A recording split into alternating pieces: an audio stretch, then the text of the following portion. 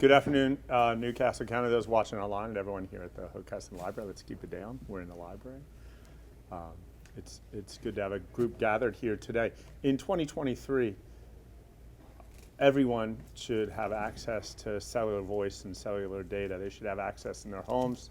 They should have access in their workplaces. I think we've known this for a long time. It was highlighted to all of us during COVID times, when to go to work, to go to school, and to some extent to play, you had to have cellular access. The state is doing a very good job through DTI, the Delaware Technology Institute, and working on broadband.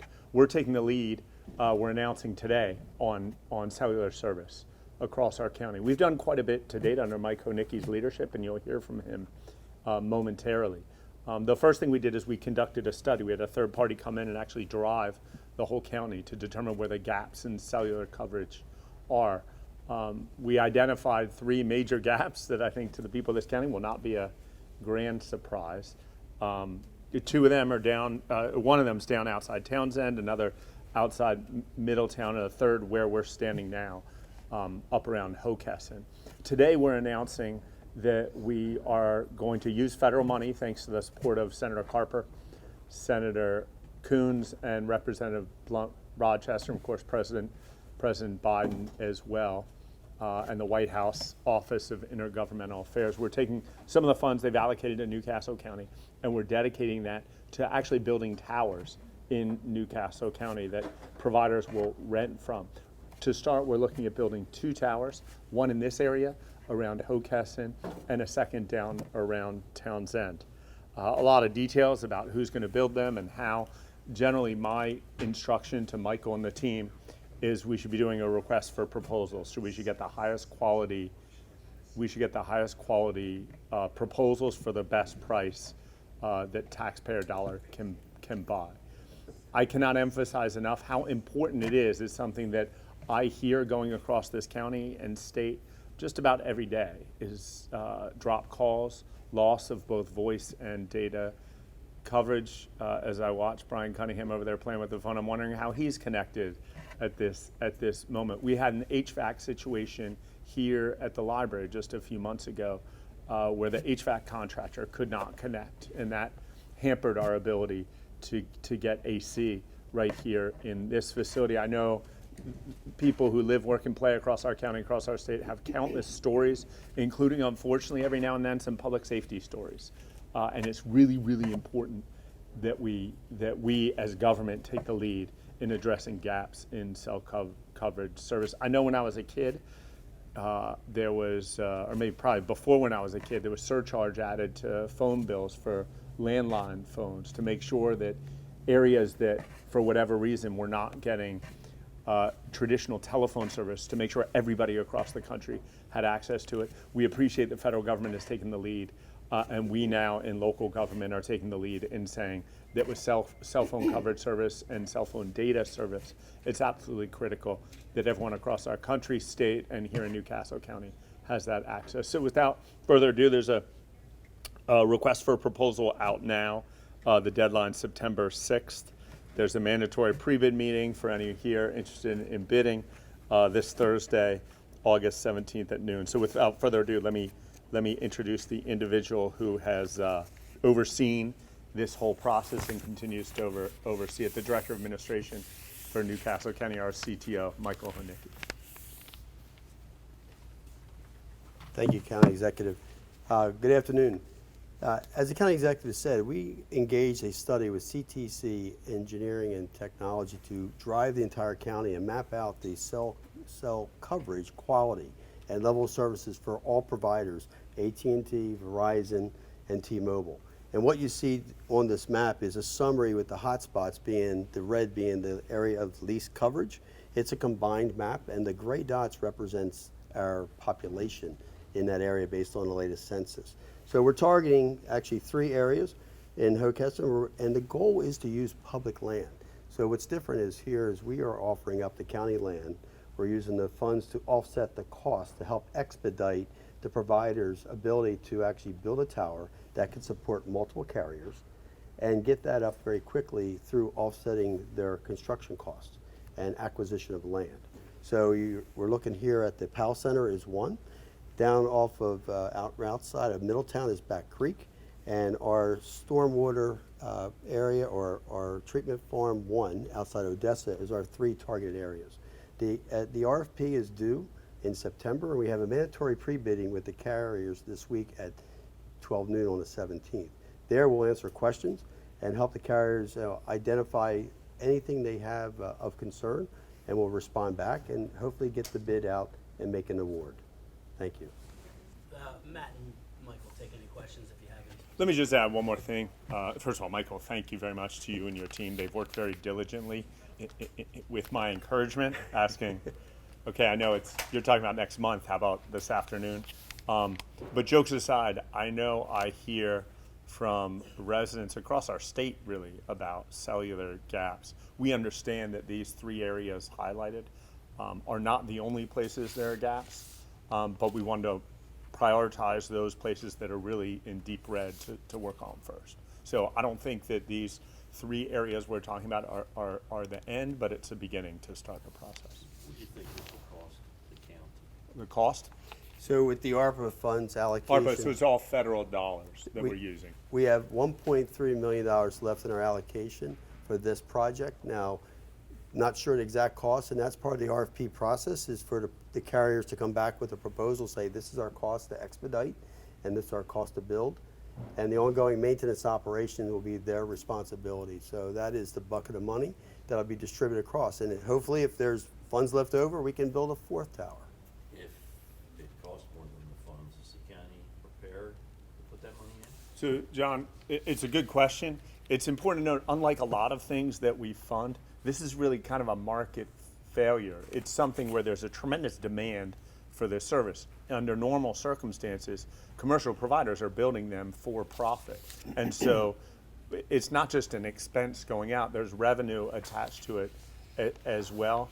Of course, to answer your question, the money we've budgeted is an estimate of what it would cost, and if it ends up costing more than that, we'll look at finding more funds, either from federal dollars or other sources. I think it's more realistic that we're likely, in addition to the expense we undertake, there's going to be revenue coming in attached to the tower that we'll be able to recycle to build more towers. A lot of people don't like what cell towers look like. Are you gonna make them pretty for people? So I see our general manager for land use. There are regulations that require the cell providers to apply stealth technology to make it blend into the landscape. So it's not just a traditional metal tower sitting up there. So that is the general way they build the towers today. And I look to the general manager of land use if I need to add anything else. But it is part of the design process. And there will be a communication plan out to the community explaining, as you'll see the signs go up for a land use project, and there'll be opportunities for comment that will go through the normal county permitting process. How did we get to this point in that these areas needed? Is it, like in Hockessin, is it topographical? Is it with Townsend, they're just, companies didn't feel the need to invest because the population was low down there? Or is it a variety of factors?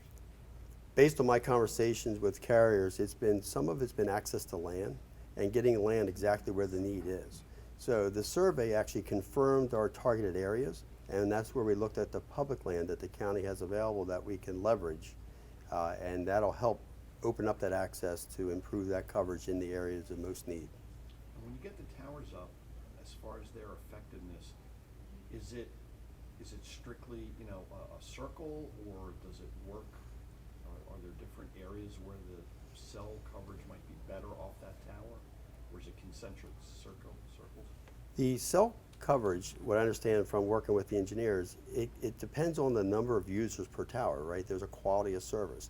As more individuals connect to a particular tower, it starts reducing its circle of influence, or how far out the diameter, and it tries to maintain a quality of service. So it really depends on the graphics of the land around it, but also the number of users on a particular tower greatly impacts the performance.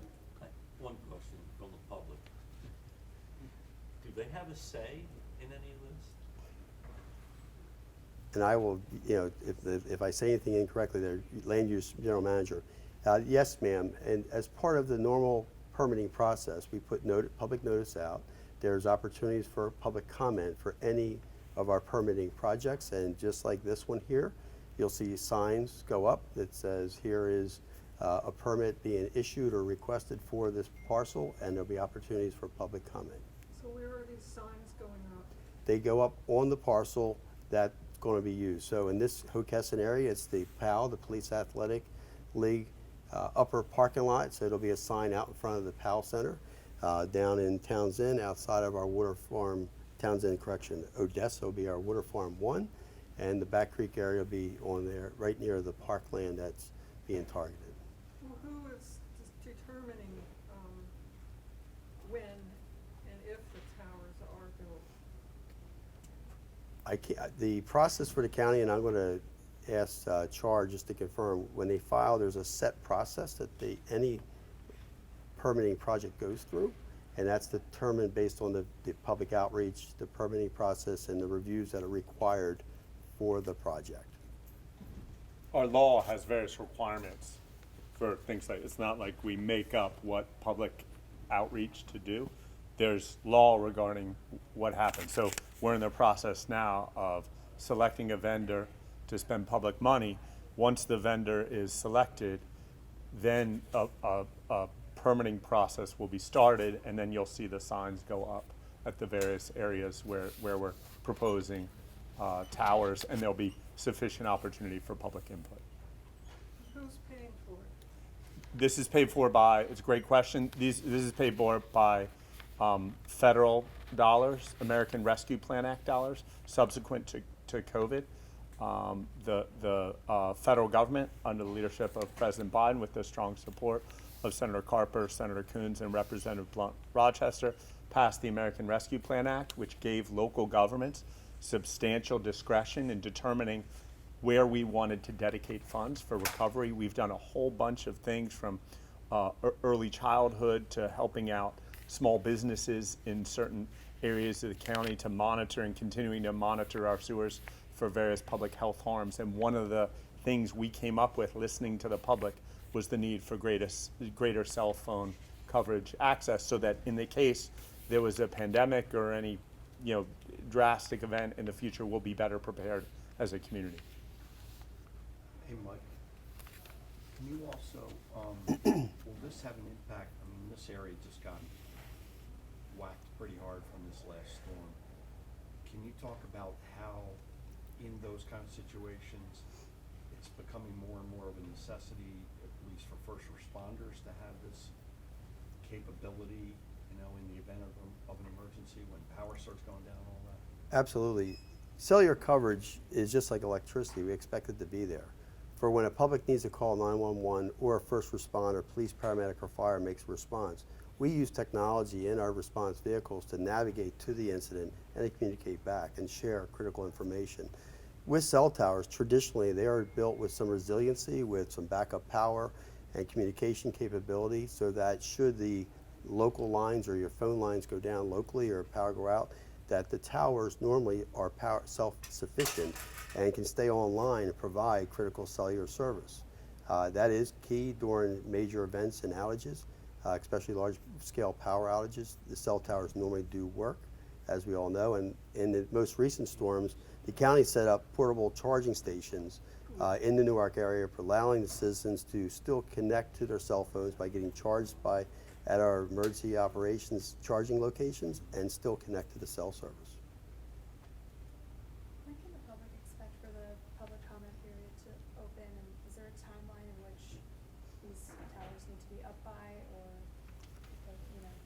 Well, great question. If you ask the timeline, exec would say yet tomorrow, but I can't work that fast. So really, it's our RFP process is going to go through a review. We'll make an award, and then it's up to the selected carrier to take the lead and to file the necessary paperwork to do the permitting process. So I would say at least for probably 6 months out, it's going to be 3 to 6 months out, be a good range. You'll start seeing the process begin, but it takes some time because there's a lot of steps they must follow that are dictated by our code. and is any one site prioritized over another, or We selected these three based on population and area of least coverage. You know, obviously, there's some other areas in the county that also could use some coverage, but again, we looked at the population, that's kind of how we prioritized it, and that's based on the latest census data. So in terms of like getting the towers up though, is the one near Odessa gonna be first, or are they all kind of just going up at the same time? Is that? That's why we did the RFP, the competitive process, because we're looking for carriers to be, you know, tell us how quick and why should you be awarded this grant, this opportunity to be subsidized to build a tower very quickly.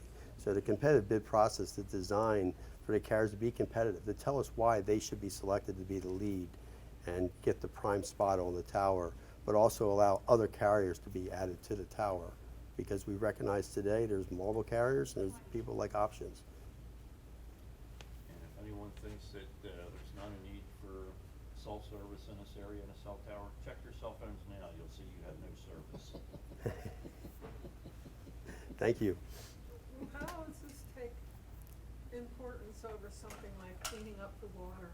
I mean, Hockessin sits on top of aquifers that are all polluted, and they have been since the 80s, and nothing's been done about it. Yeah, it's a fair question. It's important to note, we're not saying getting cell coverage is more important than having clean water.